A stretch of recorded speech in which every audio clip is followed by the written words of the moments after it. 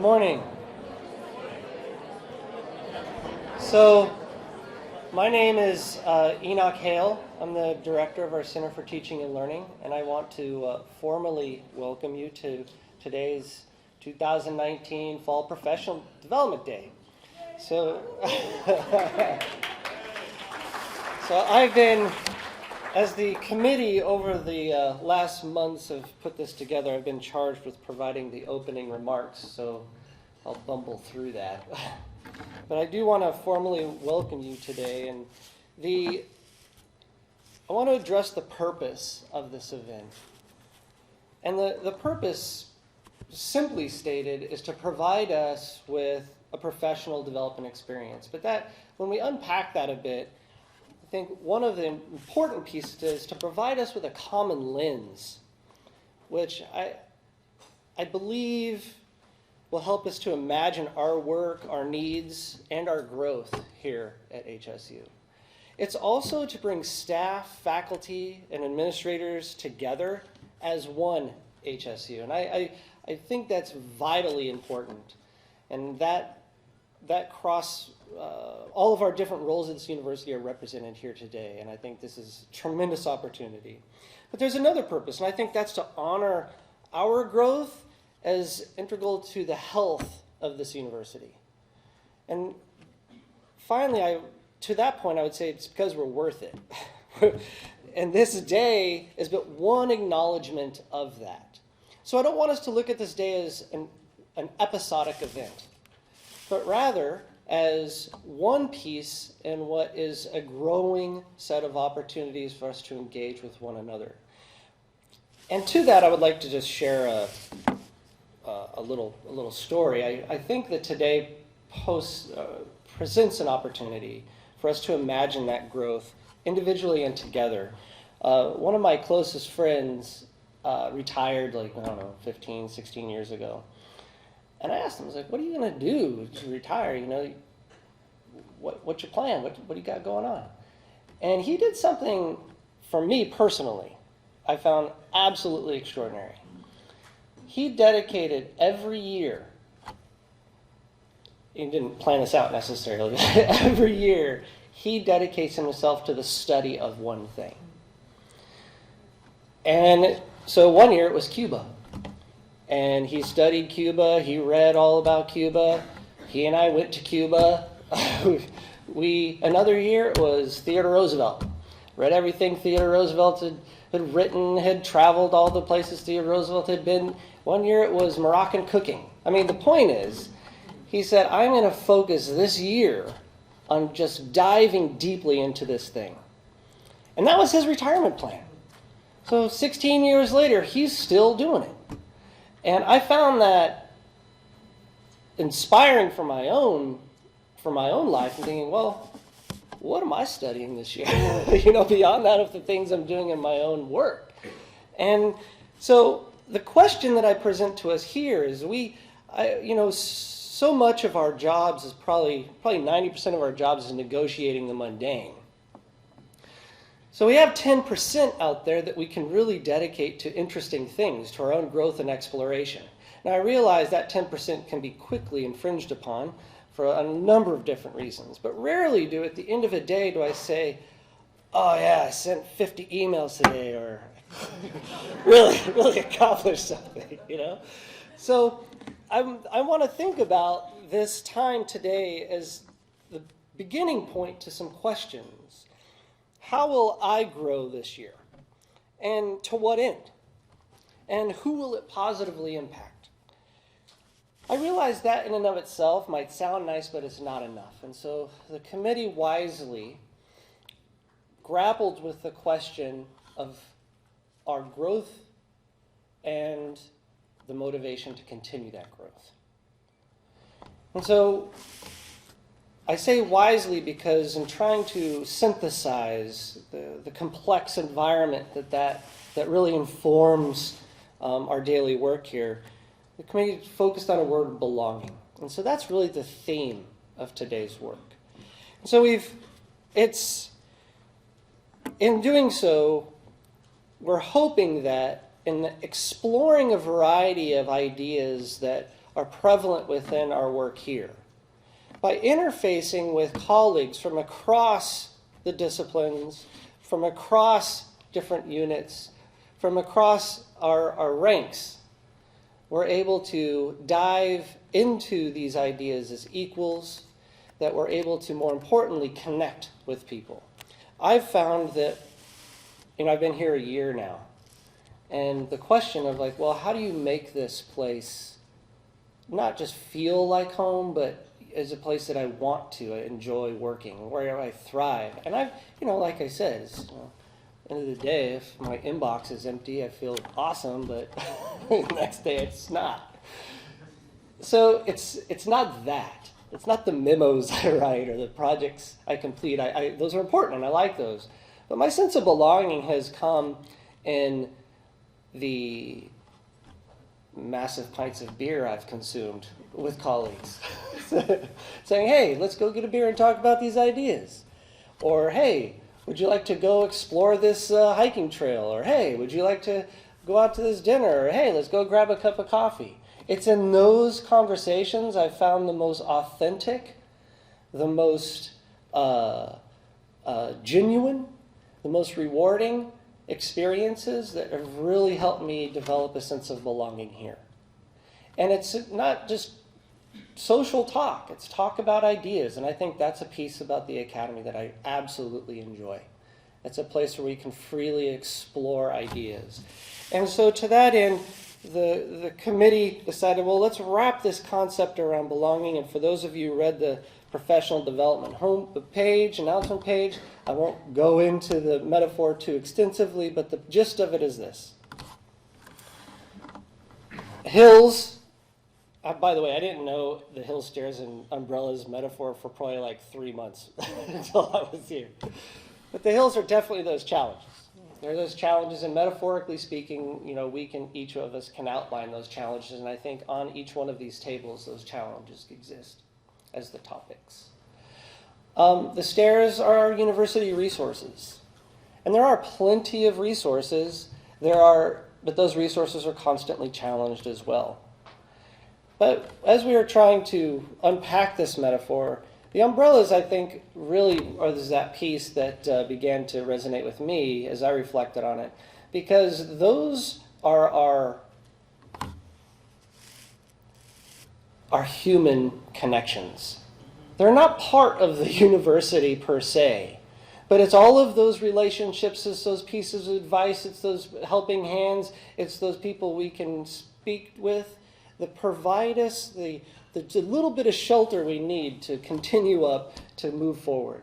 So today we're going to explore this concept of belonging as it relates to the challenges, the resources, and the communities in which we live here at HSU for the sole purpose of figuring out what's my growth plan, to what end, and who's it going to positively impact.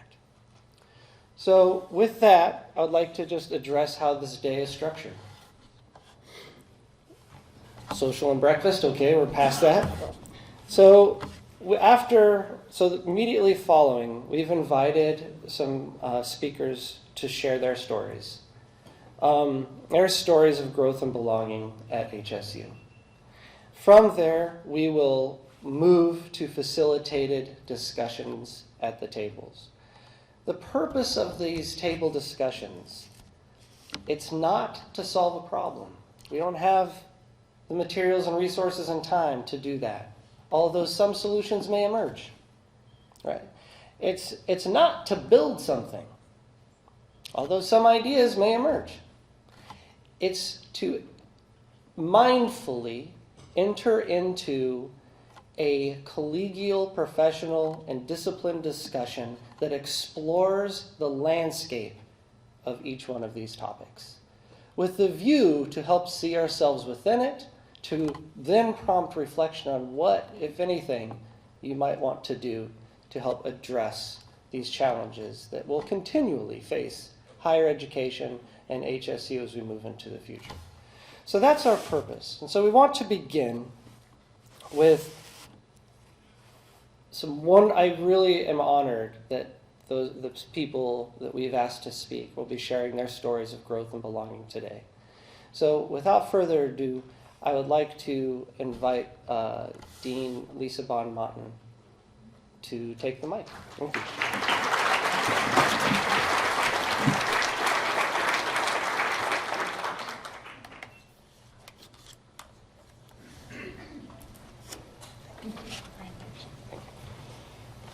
Good morning.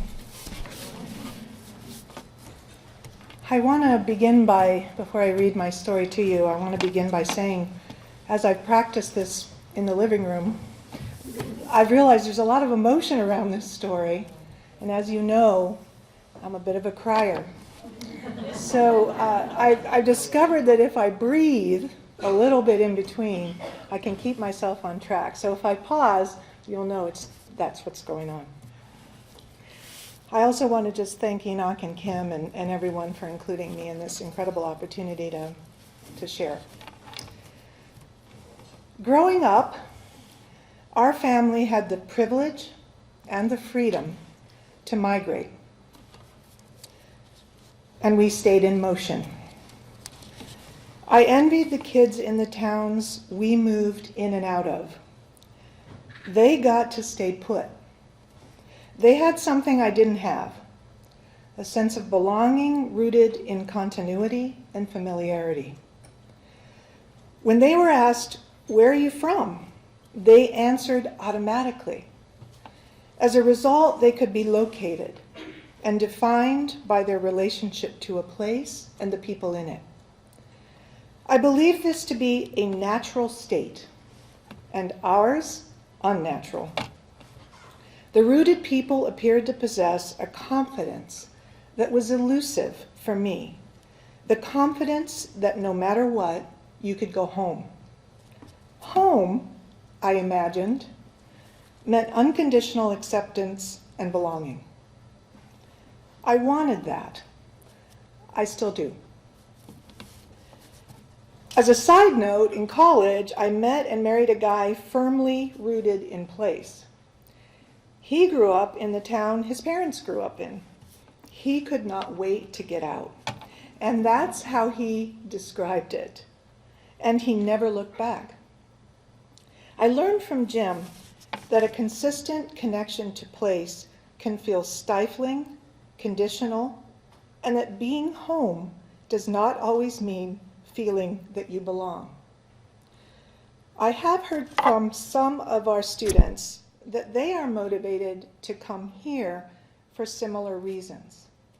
This underscores for me the significance of this line of storytelling today.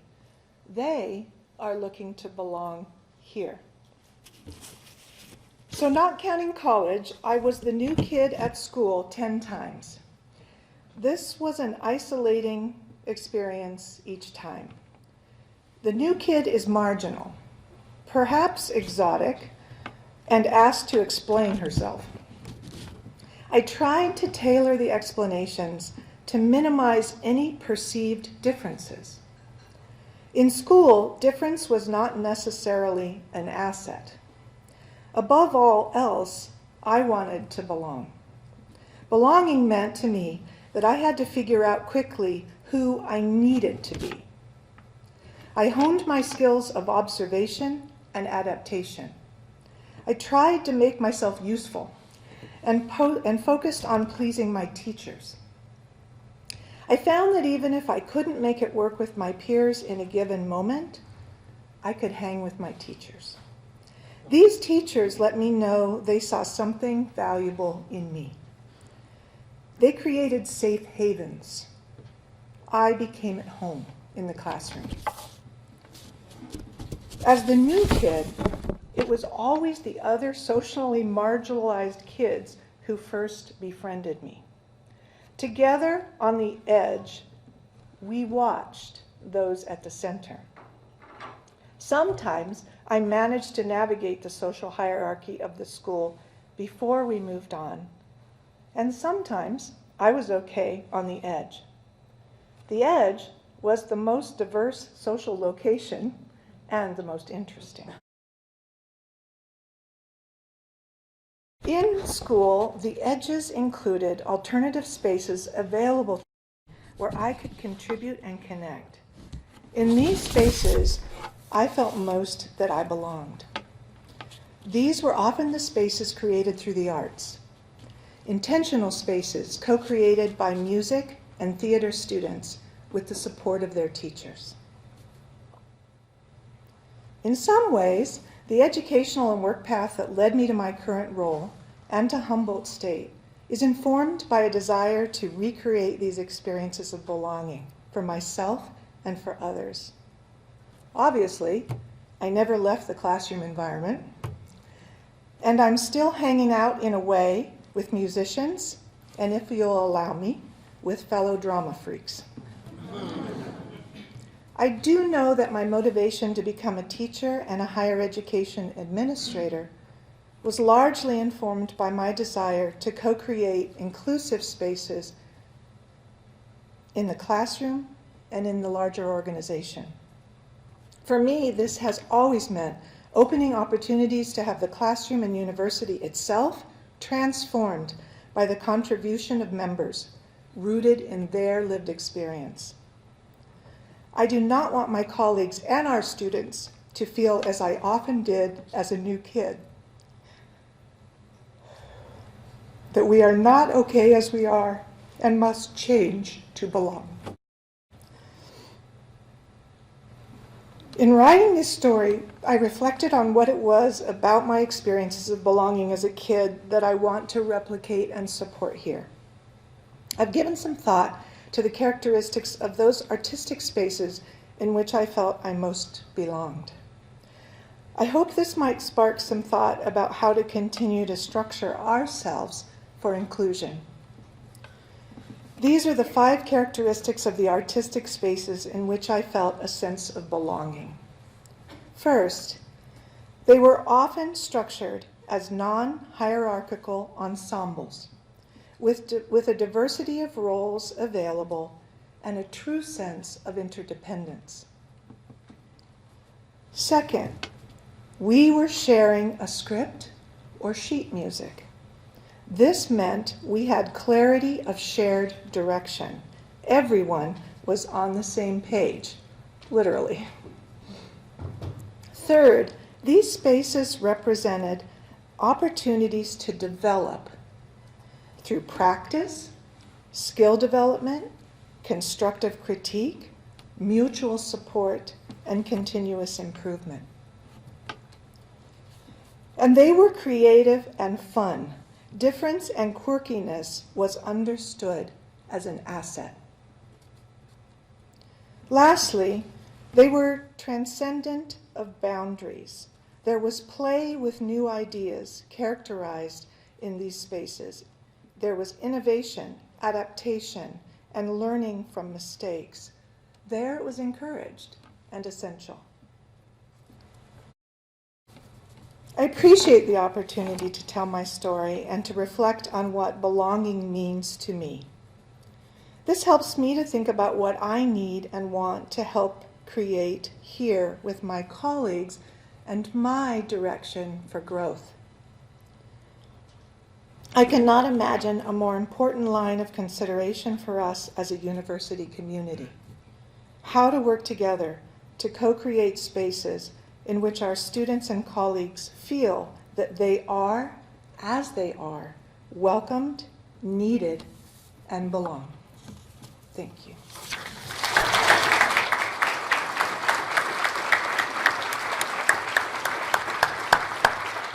Thank you, Dr. Von Mountain. Next, I'd like to introduce Erik Palma, and please come take the stage. Thank you.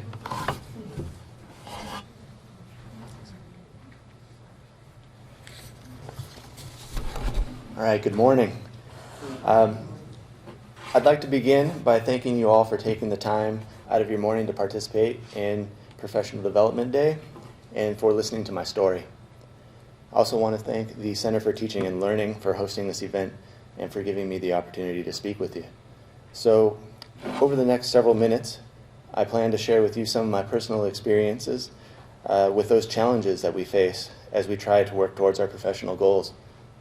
some of the tools that can help make our challenges more manageable, and the value of seizing opportunities to come together. So some of you may already know me. My name is Erik Palma, and I work as a compensation and classification manager in human resources. However, even those who know me probably don't know that I began my career with the California State University system in 2009 with a letter of rejection. Luckily for me, the person who was hired into the position did not work out, and 2 months after receiving my rejection letter, I began working in the payroll department at San Francisco State University as a temporary administrative support assistant doing data entry. This position did not offer the job security that I had hoped for, and doing data entry in a closet that I shared with my coworker was less than ideal. But I saw the position as an opportunity to get my foot into the door of an organization that I respected and that offered the potential for career growth. After 2.5 years of working in payroll and being moved from the closet to the hallway, I was told that my temporary position was being eliminated. So with my back up against the wall, I applied for a highly competitive position as an administrative analyst specialist with our campus police department. I knew that many of my colleagues had applied for the position and that it was likely a long shot, but I saw the opportunity as my only option. The only part that I remember clearly about the interview process was explicitly asking the hiring authority to take a chance on me. They did, and I ended up being the incumbent for the position, chosen over 40 other internal applicants.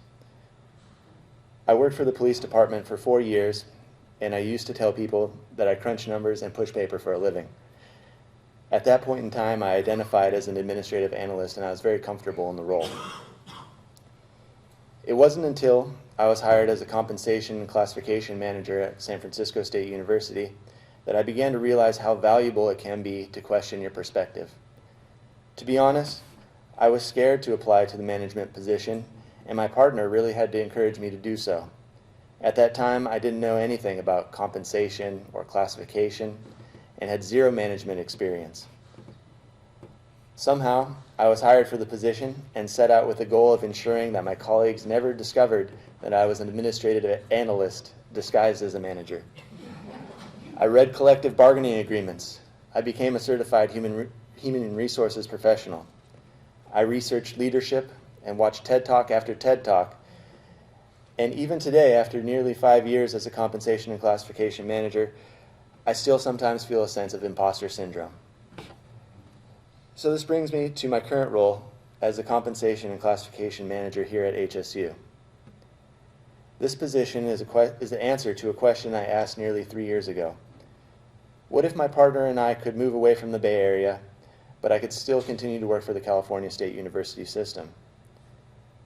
I've found that asking what if and understanding that we each have the ability to choose how we see ourselves, how we see others, and how we see various situations is a tremendously powerful tool for negotiating life challenges and pursuing one's goals.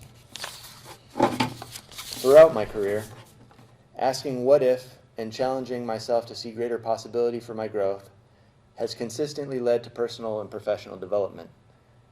I ask myself questions like, what if this entry-level position could lead to my future career? What if I have what it takes to get the job over all of these other well-qualified applicants? And what if I have more leadership potential than I realize and can do more than just crunch numbers and push paper? I would argue that we are so often inclined to limit ourselves because of the fear of the unknown and the fear of potential failure. If instead we can embrace the excitement of unknown potential and embrace failure as only part of the process that leads to success, then we may begin to accomplish things that we once thought were impossible, or at least very unlikely. Asking myself, what if, has opened the door to possibility for my career, but my professional growth also requires a great deal of courage. Time and time again, I put myself into circumstances that are outside of my comfort zone. In fact, one of my biggest fears is speaking publicly, as I am right now. It's much easier to talk about stepping outside of one's comfort zone than it is to actually do. It is by nature uncomfortable. However, if you want to grow, I've found that the best way of doing so is to aggressively pursue those areas outside of your comfort zone. When I'm doing something brand new, or something with which I have little or no experience, or something I find difficult, this is when I experience the most growth and learning. It stands to reason that engaging in activities that are comfortable and familiar offer limited opportunities for growth. But I imagine that if we think back, there was a time when what is comfortable for us today was at one point difficult or challenging. My greatest challenge has been to consistently manifest the courage required to continue to step outside of my comfort zone and to challenge myself to pursue new things. During the course of my career, I've had the great opportunity to surround myself with amazing individuals and to be part of several amazing teams.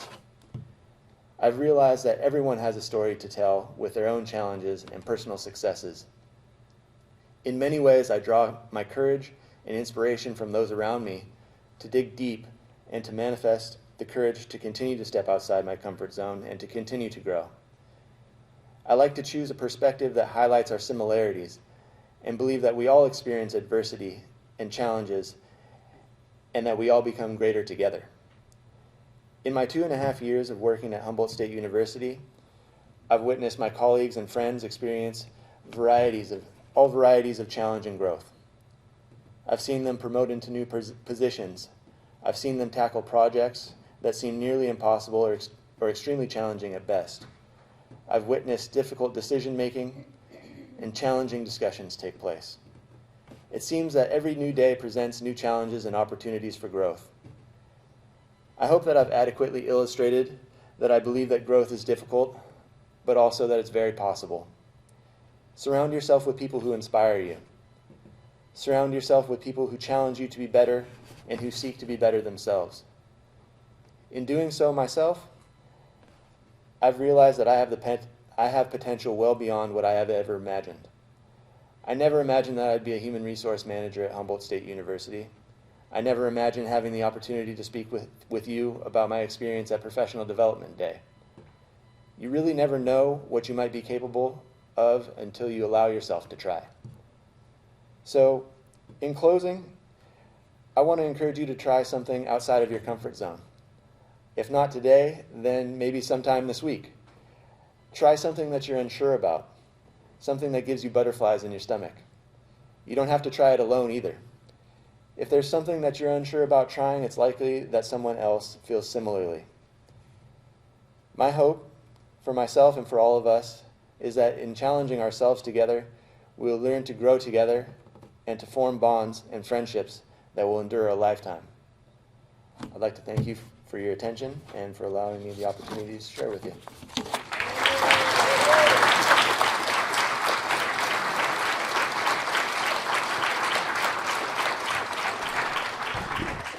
So our next speaker, Eli Pence. I'm looking up here and I realize that Eli's work here is much more than what's captured, so I'll let Eli speak to that, please.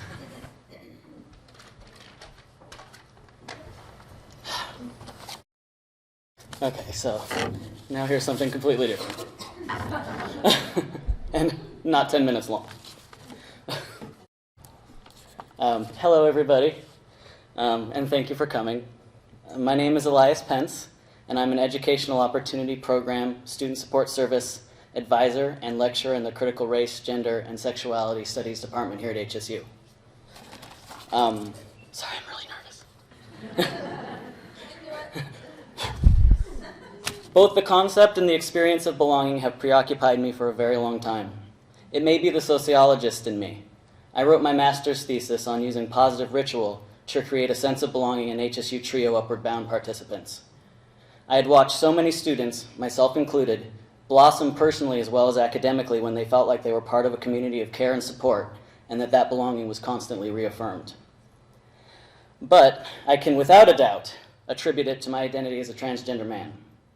As you may imagine, to a trans person, the concept of belonging can be particularly fraught. In a society organized around a binary gender system, belonging can feel elusive both pre- and post-transition. An easy institutional example is bathrooms. Being excuse me ma'amed and excuse me sir'd in the same bathroom on the same day really keeps one on one's toes. So when I was asked to present my story of belonging to you all, my first thought was, which one? Since stepping onto the HSU campus for the first time as a 14-year-old, I've been a child, an adult, a student, a staff member, a faculty member, a man, and a woman, and actually often several of these things at the same time. And you betcha it's been complicated, and not just for the poor payroll department. I need to send them an edible arrangement.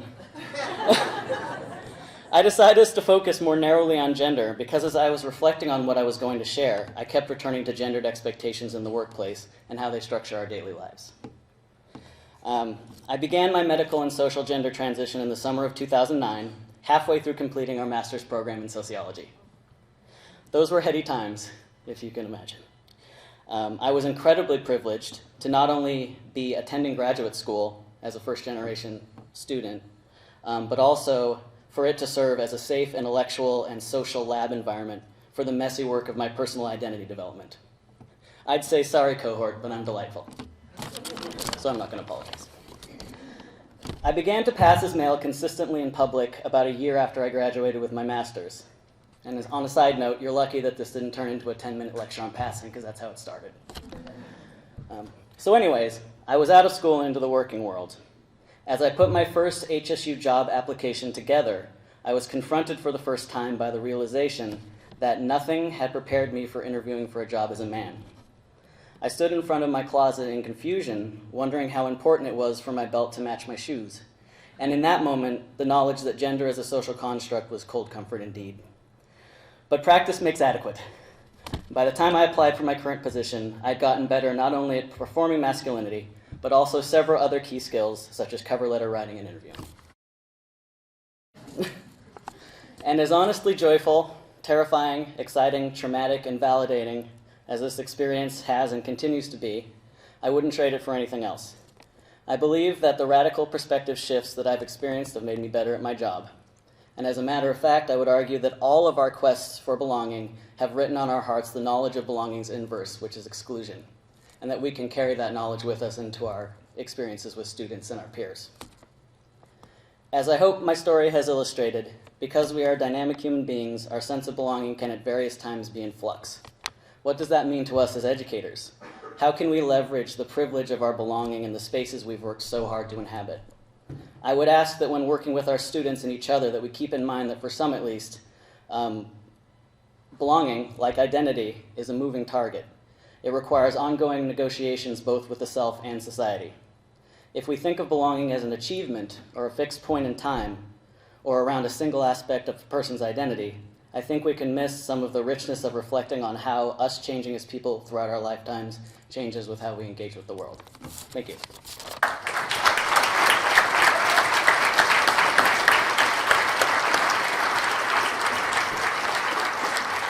I want to thank all the speakers for your willingness to share your stories. Thank you. So before we transition into our table topic focused discussions, I think it's important that we take a moment to see ourselves within our work here at HSU, and I would suggest that we take approximately 10 minutes. And if you'd be willing to engage in a conversation with those around the table about your own personal story of belonging, how you seek that out, what it looks like, that would be great. So let's begin.